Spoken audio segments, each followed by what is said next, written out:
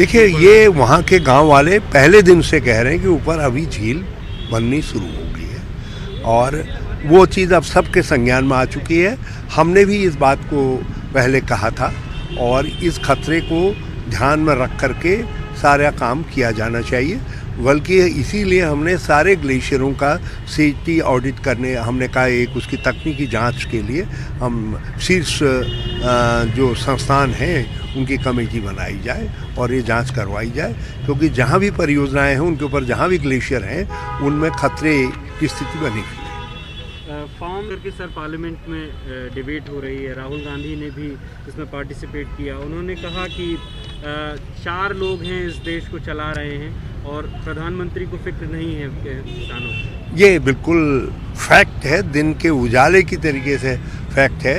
इस देश को 2 व्यक्ति सत्ता में और 2 व्यक्ति सत्ता से बाहर जो धन पुरुष हैं वो चला रहे हैं।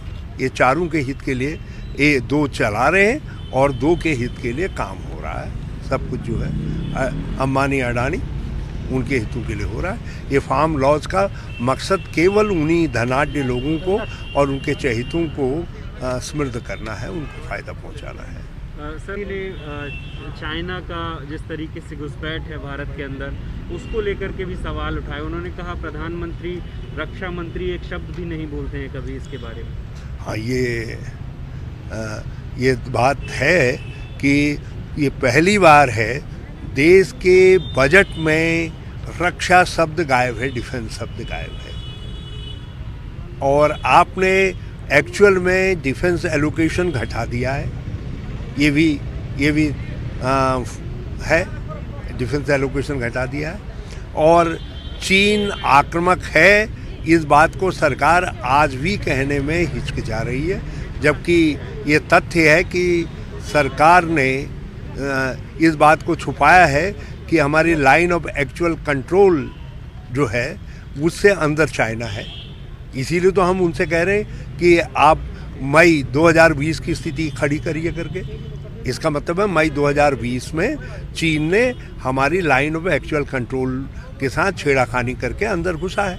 जो राहुल जी कह रहे थे उसको अब सारा विश्व मान रहा है, लेकिन केवल प्रधानमंत्री जी अपने मुंह से नहीं कह रहे हैं, क्योंकि सी ऐसा लगता है कभी कभी जैसे हिंदू महिला अपने जेठ का नाम नहीं लेती है, इसलिए सी का नाम लेने में प्रधानमंत्री सब हो जाते हैं। सर, सीए को लेकर के अमित शाह कह रहे हैं कि कोविड वैक्सीनेशन कंप्लीट होने के बाद सीए की प्रोसेस देश में एक बार फिर से शुरू किया जाएगा। ऐसा लगता है कि केंद्र सरकार ने असम, बंगाल आदि के चुनाव जीतने का विश्वास खो दिया है और उनका आत्मबल कमज़ोर पड़ गया है, इसलिए फिर जो है वो काके शरण में जा रहे हैं, फिर जो है सीएए की बात कर रहे हैं, क्योंकि वो उनका डिविजिव एजेंडा है, समाज को बांटने का एजेंडा है। फिर से जो है अपने डिविजिव एजेंडे पर ही वो चुनाव में जाना चाहते हैं। Sir, last question, Kusiyari Maharashtra के